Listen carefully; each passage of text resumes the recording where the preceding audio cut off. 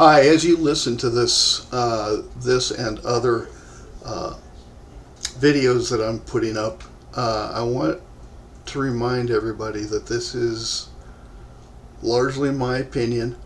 I am not a doctor in any way, shape, or form. Anything you have questions about, you should talk to your doctor.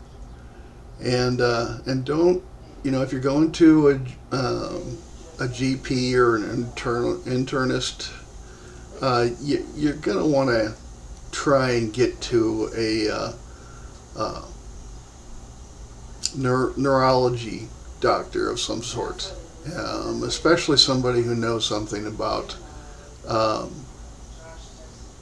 about dementia and the different kinds and the different effects and that sort of thing. So don't just depend on me for God's sakes. Let's just do that, and then we'll keep going with these. Thank you. Hello. One of the things I want to talk about today is even before you get diagnosed, is how do you get to the diagnosis? It's not as simple as it sounds. Most doctors, primary care, and even neurologists will give you a short abbreviated test of I don't know, maybe about 10 questions. And unless you're just not very bright, it's pretty easy to pass. I knew something was wrong and that the tests weren't showing it. They said I was fine. I was just busy. I was just stressed. Um, so what we had to do was I just had to keep pressing. I guess it's saying, I'm sorry that the test shows that, but there is something wrong. There is something going on. And what we ended up doing is they ended up finally, I don't know if they were frustrated or not, but they probably should have been because I was not backing down. And they sent me to a guy who gives like a 2-hour test. Much more difficult. Way too many things going on for me, and it showed. And he looked at me after the test and said, "You've got dementia." He says, in fact, you've got what I believe is Lewy body dementia. And I sat back in the chair and I was both relieved and frightened, quite honestly. Um, but the frustrating thing for me was how hard I had to push to get to that point, to get the initial diagnosis. Um, Doctors have a tendency to make up their minds about things and then find uh, excuses or reasons or for what that fit what they had already made up their mind about. Now, I am fortunate that I have a primary care physician who listens to me. She spends a lot of time. I don't think I ever get out of there inside of a half hour of sitting face to face with her. We talk about what we've been working on. We talk about things I've been feeling, and things I have questions about, and things I'm concerned about. And this was one of the latter. And she gave me the test a couple of times. Said, according to this, you don't have dementia, but she was listening to me, and it still took her a while to get on board with it.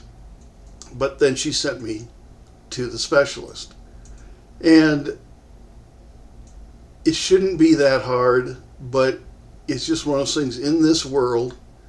We have to advocate for ourselves. You have to advocate for yourself on the job, with your in-laws. It's just part of being an adult in this world. And so I did. I pressed. And I think I probably annoyed a couple of people.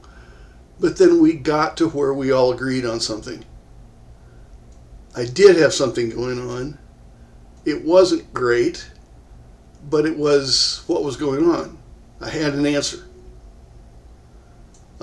Throughout the diagnosis and the initial steps and discussions with the doctors, I relaxed quite a bit because, I realized I wasn't going to lose everything tomorrow.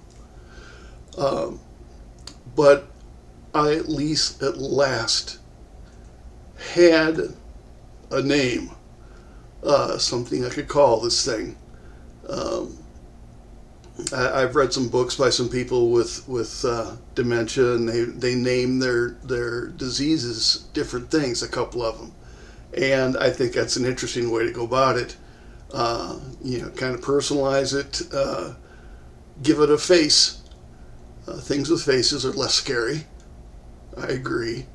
I haven't felt the need to do that, but it did rearrange my thinking on a few things. And one of them was that my wife was going to be hammered with taking care of me. She was going to be really busy. She owns her own business. And so I was going to be in excess.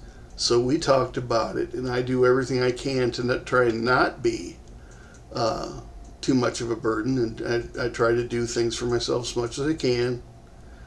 I'm still showering, getting ready, and dressing myself.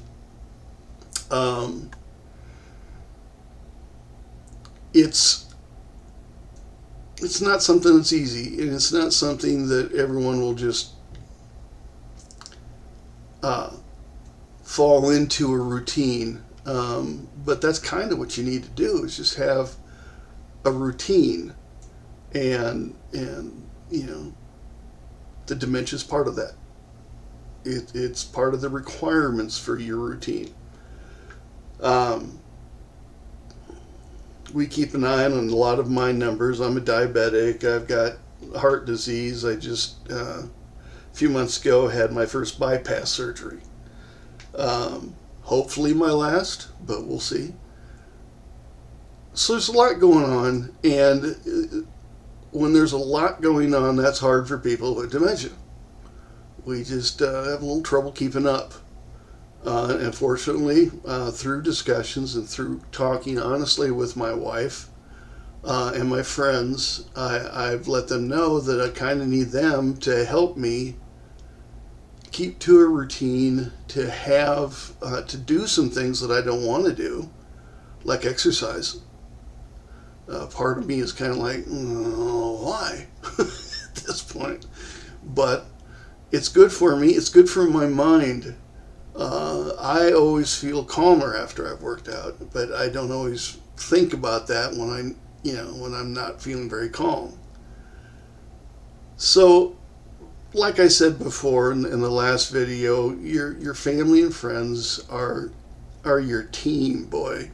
They are the people that you can talk to and listen to, and let them take care of you to a certain extent. That's what people who love you do. I have people who come over here just to take me for a drive, just to get me out of the apartment. And I tell you what, it is nice. So it's nice. It's always nice when my wife does it, but sometimes you need some other people to talk to. So I got a couple of people who come over every once in a while and give me a ride. We just drive around town. Sometimes we go, get a beer, or get a burger, or something like that. But it's